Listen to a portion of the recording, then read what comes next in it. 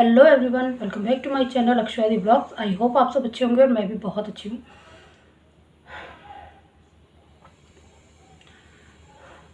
मुझे समझ नहीं आ रहा कि मैं इस टॉपिक पर वीडियो किस तरीके से बनाऊँ, क्योंकि जहाँ तक मुझे लगता है अभी तक किसी भी यूट्यूबर ने इस टॉपिक के ऊपर वीडियो नहीं बनाया है। जो कुछ हो रहा है वो सभी को पता है और बस मैं क्या बोलूँ। अब तो पता है, डर लगने लगा है घर के बाहर निकलने से भी, क्योंकि हम लोग ये सोचते हैं कि हम लोग सेफ़ हैं, लेकिन ऐसा नहीं है बिल्कुल भी। आजकल पता है क्या है कि अगर आप रोड पर चल रहे हो, स्पेशली अगर आप एक औरत हो, अगर आप एक लड़की हो, अगर आप एक कॉलेज स्टूडेंट हो, तो बहुत ही ज़्यादा ज़रूरी हो गया है आजकल कि जब भी आप रोड पर चलो या आप कहीं भी हो, मतलब घर के बाहर आप कहीं भी हो, किसी भी फील्ड में हो, तो अपने आँख कान दोनों खुले रखने चाहिए और अपने आसपास के माहौल पर भी पूरी तरह से नज़र रखनी चाहिए। मतलब जो हमारी काम के प्रति ज़िम्मेदारी है ना, वो तो होती है हमारे कंधों पर। अगर हम कहीं जॉब करते हैं या कुछ भी करते हैं, बहुत ज़िम्मेदारी तो होती है, लेकिन उसके साथ साथ एक और ज़िम्मेदारी है जो है हमारे खुद के प्रति हमारी।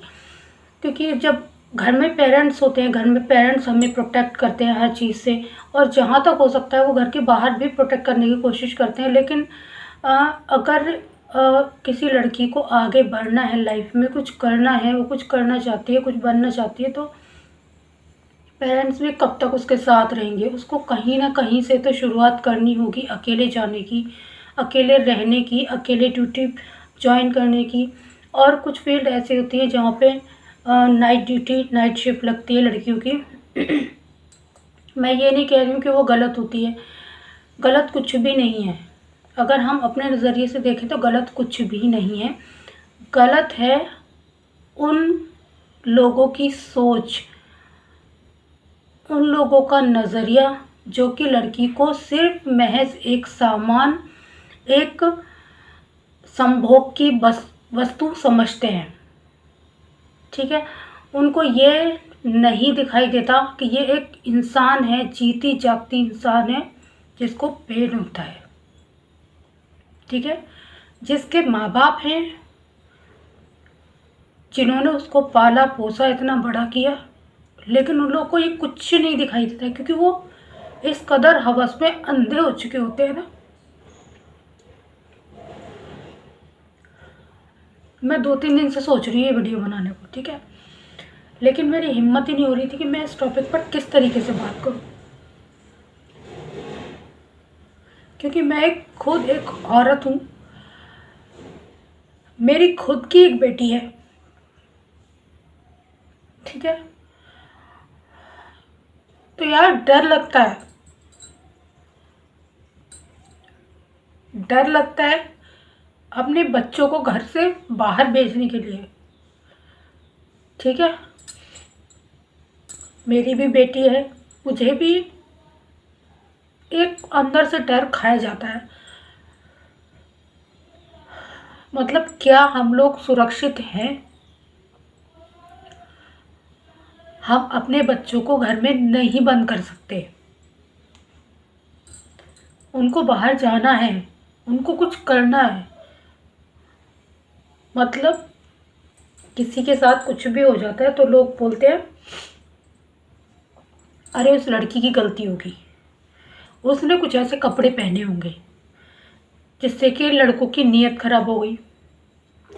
ठीक है, मतलब वो वहाँ क्यों गई, इस टाइम पे क्यों गई, सारी गलती उसकी है, सारी गलती लड़कियों की है। तो ऐसा नहीं है ना, सारी गलती लड़कियों की ही क्यों होती है। मैं पूछती हूँ कि आप अपने बच्चों को, आप अपने लड़कों को ऐसे संस्कार क्यों नहीं देते हैं कि जैसी मैं हूँ वैसी ही दूसरे की माँ है, जैसी आपकी बहन है वैसी ही दूसरे की बहन है।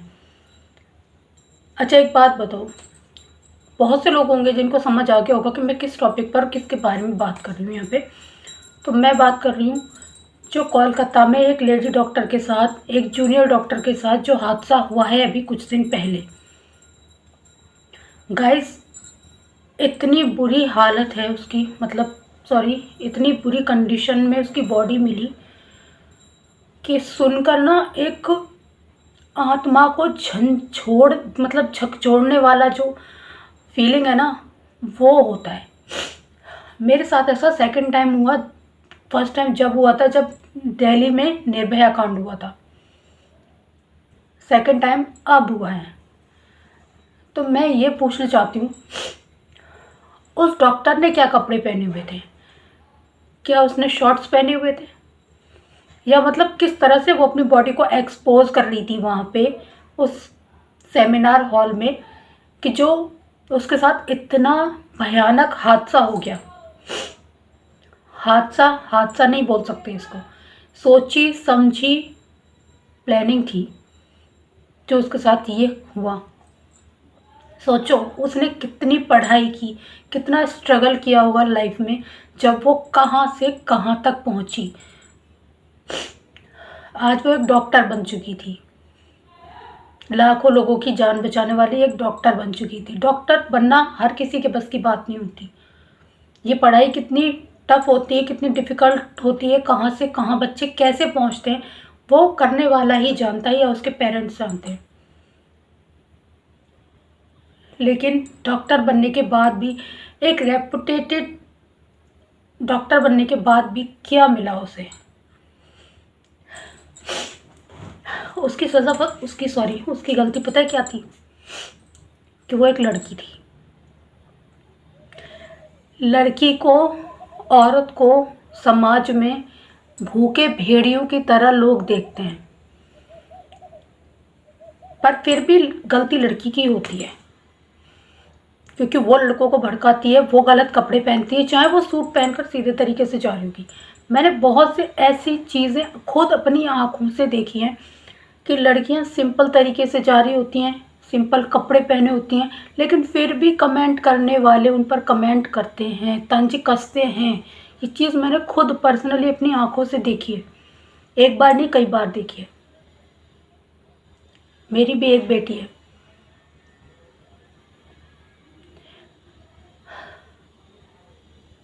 क्या मैं उसके लिए कुछ कर सकती हूँ?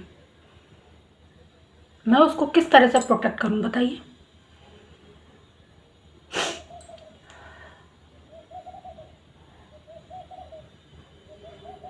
और फिर क्या होता है, अगर किसी के साथ गलत होता है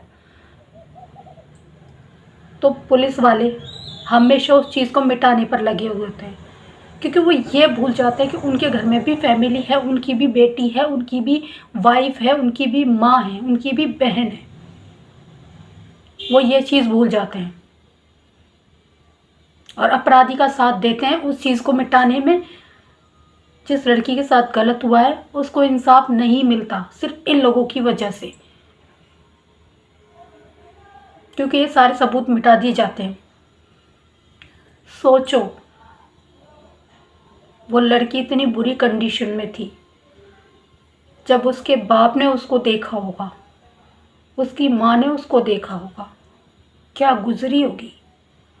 मतलब एक बच्चे को माँ पैदा करती है, पालती है, पोसती है, स्पेशली बेटी, फिर उसको वो एक दिन इस कंडीशन में देखे। गॉड, मतलब क्या गुजरेगी उस माँ पर, सोचो। मेरा तो मन करता है ना कि ऐसे लोगों को ना चुन चुनकर खुद सज़ा दी जाए। लोग बोलते हैं ना कानून हाथ में नहीं लेना चाहिए, कानून को हाथ में लेना चाहिए, वो भी ऐसे टॉपिक पर। आप सालों सालों इंतज़ार करते हो इंसाफ का, मिलता है क्या? नहीं मिलता, नहीं मिलता। निर्भया कांड में क्या हुआ? 12 साल उन लोगों ने केस लड़ा, एक लड़के को नाबालिग बोलकर छोड़ दिया गया। मैं पूछती हूँ कि जब उसने क्राइम किया तब वो नाबालिग नहीं था? क्राइम किया था उसने, वो नाबालिग नहीं था।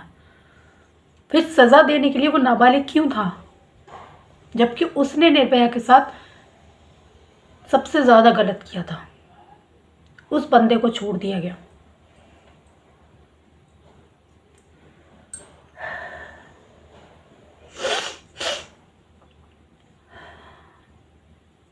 तो मुझे ऐसा लगता है कि कानून के भरोसे बैठो ना, इससे अच्छा तो ये है कि आप खुद सज़ा दो अपराधी को।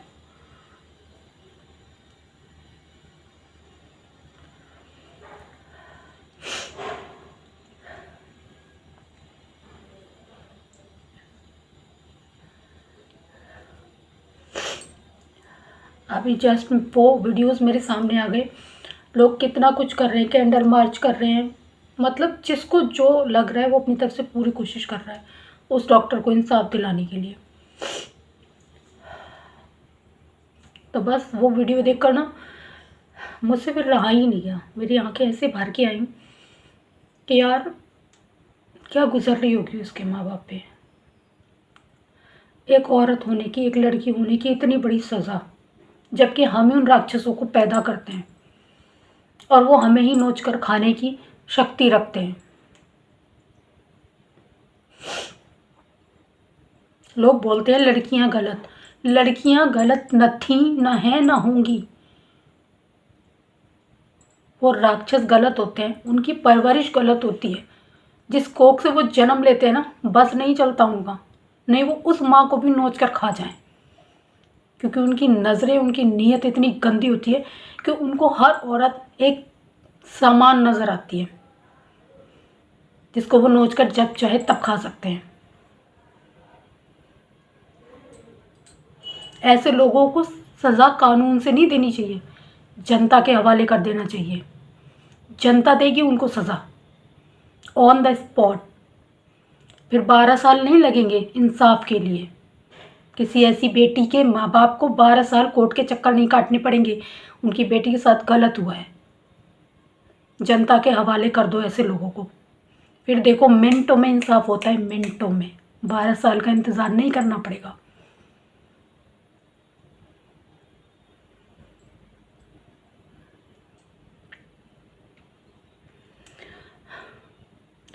चलिए गाइस, मेरी इन बातों से जो भी सहमत है प्लीज़ कमेंट बॉक्स में कमेंट कीजिएगा।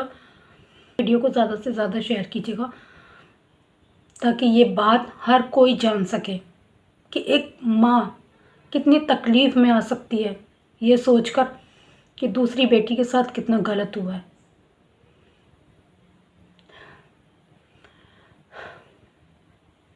कुछ बुरा लगा हो तो सॉरी।